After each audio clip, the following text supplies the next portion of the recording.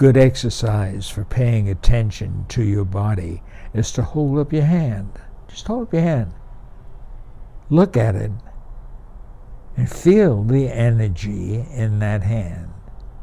Feel the energy in it. That's your consciousness, and you're directing your consciousness into your hand.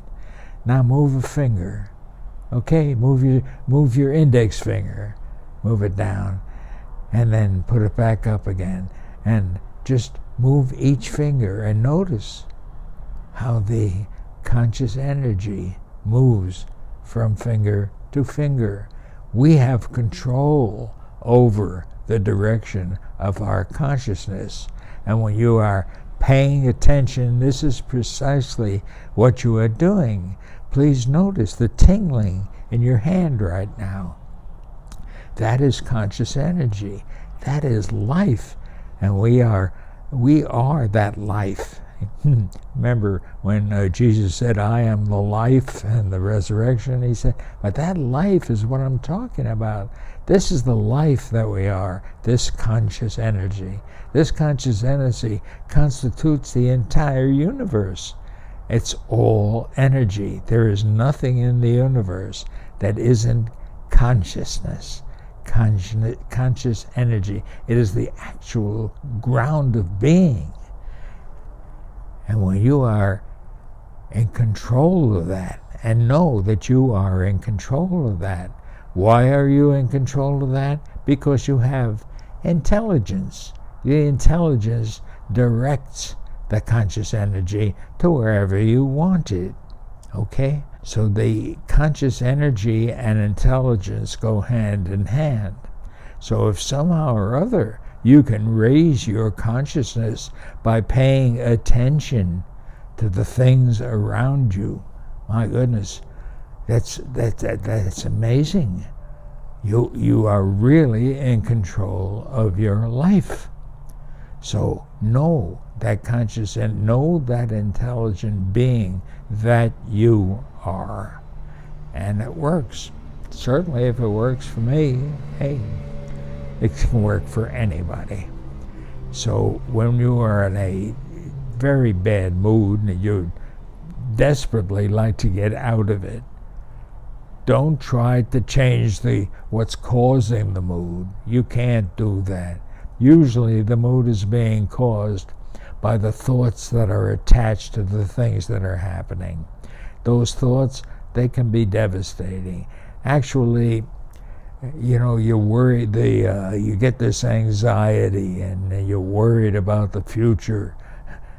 Actually, the thought of the future and what might happen, that's even worse than the bad things that do happen. The thought of it, and they worry about it.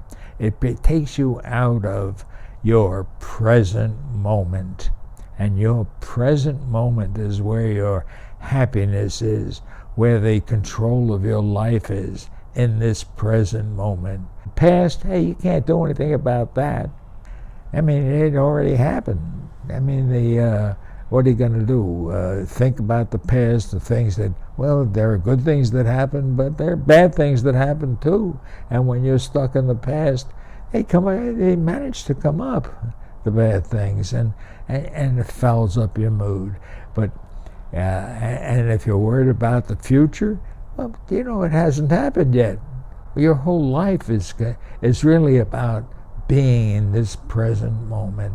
It is so wonderful, that power of now, to be in that present moment. This is where your happiness is. In fact, when you're in the present moment, there's no pain in your body, no pain in your mind. Your immune system is working just great when you're in the present moment. That immune system, there's like an immune system for the mind too. You can neutralize terrible things that are happening by going into the present moment, by paying attention. Pay attention. There's a story I remember. I was listening to Eckhart Tolle the other day, and he was talking about the Zen master who's confronted by his student, his disciple, and the disciple was saying, "Master, I've been here following you and for 10 years," he says, and I still don't really get what Zen is all about. So the master says, "Listen, I can give it to you in one word." He said, "In fact, I'm going to, and we're going to write it down." And he writes down the one word, and the disciple opens it, and he says, "Attention, just attention." And that's what Zen is. That's, if you pay attention, then that's all you have to do. And the master says, "Yes, that's all you have to do. Your life is about consciousness, so when you are paying attention, you are in control of your consciousness." And then the student, says, "Okay, thank you, Master, I'm going to do that. I'll pay attention." He says, "Yes, attention. You must pay attention to everything." Well, the student came back after that and says, "Master, that was fine for a while, but it just disappeared." He says, "Is there something else you can tell me? Because if you can't, I'm going to find another master." And the master says, "Yes, I can give you one more word." And he writes down, and the student looks at it and says, "Attention, attention, attention." That's all it is. Learn to pay attention.